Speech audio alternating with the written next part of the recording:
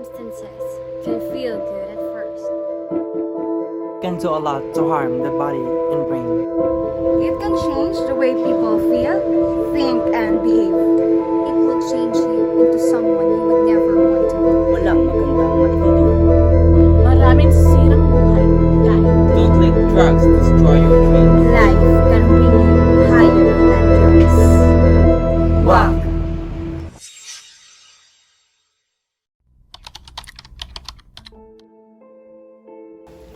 So drug education is a planned provision of information, resources, and skills relevant to living in a world where psychoactive substances are widely used. And commonly, it is used for a variety of both medical and non-medical purposes, some of which may lead to harms such as overdose, injury, infectious disease such as HIV or hepatitis C, or addiction.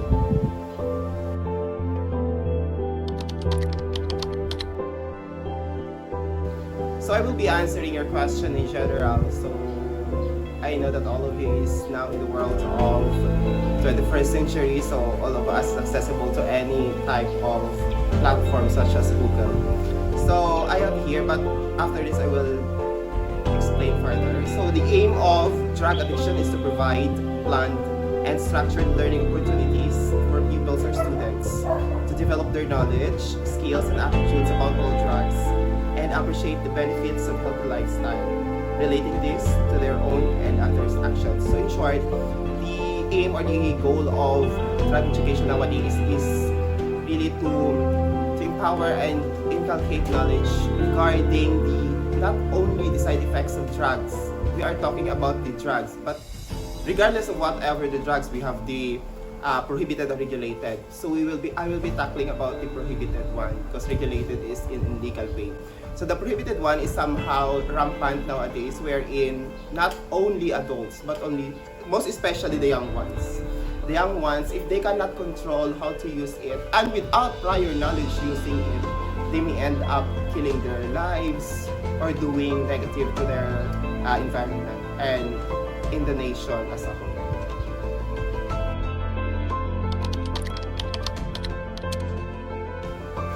Personally, for me, it is very important, as the definition a while ago stated, and I have spoken.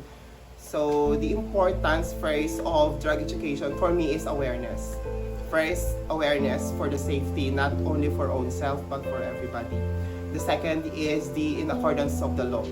If drug education imposed and implemented, especially in the curriculum, starting from the secondary, because in the elementary I know that it is not already suited to their curriculum, but it will be started at the secondary until tertiary. And of course, it is a lifelong process, as I've said. So every day we are reading news and we are watching TV for whatsoever the drug education may impart to us. So for me, awareness, the second, in accordance to the law, and the last is preserving humanity. So that's it. The importance of that is, if you are guided and you are following exactly what are the goodness of drug education, then it will smoothly follow. Everything, we have a peace and safe environment.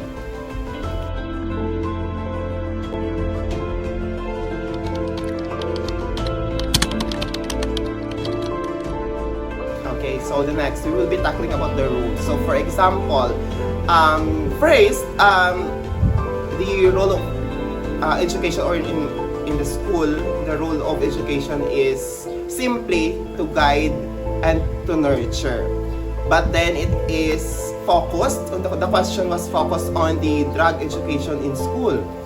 It is not new to you that currently we are suffering not only people having money, but somehow educated persons still killed by the use of illegal drugs. So if we try to impose it, and we are imposing it in our health subjects in secondary specifically. So in health, if somehow we will inculcate and integrate the drug education starting from grade 7 until the senior high, maybe they will think twice not to use it. So, but am not saying that they are using already the prohibited one, for example, but I am referring for the gateway drugs, which is the cigarette and the alcohol, which is readily available in all mga tiangge. So I know that we are guided by the law, that there is provision about that the store owners are not allowed to sell minors. But then again, still we are facing the reality, and that's the fact. And now that is the biggest challenge of education, bringing the reality wherein teachers have the power to influence students. So that's why it is very important that in school it is inculcated and integrated. So, and I truly believe that it is aligned already in the curriculum. We are using it, and the role is to align the mindset of every children, so that's the impact of teachers and of course the school.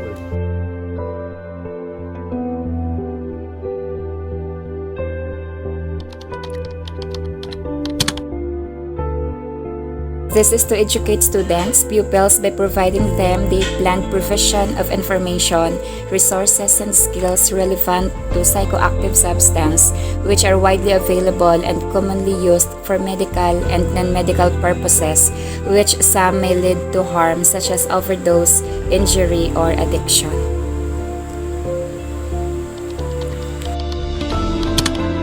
It is important to learn about drugs because nowadays, young people were faced with many influences such as peer, social media, and an organized group to use both lawful and unlawful kind of drugs.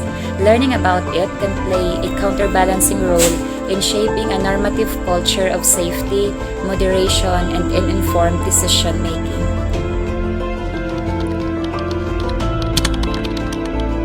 The role of drug education in school, alcohol, and drug foundation is to enlighten students, pupils regarding different harmful effects of unlawful drugs that may lead to damage to their central nervous system and create chaos to community if uncontrolled.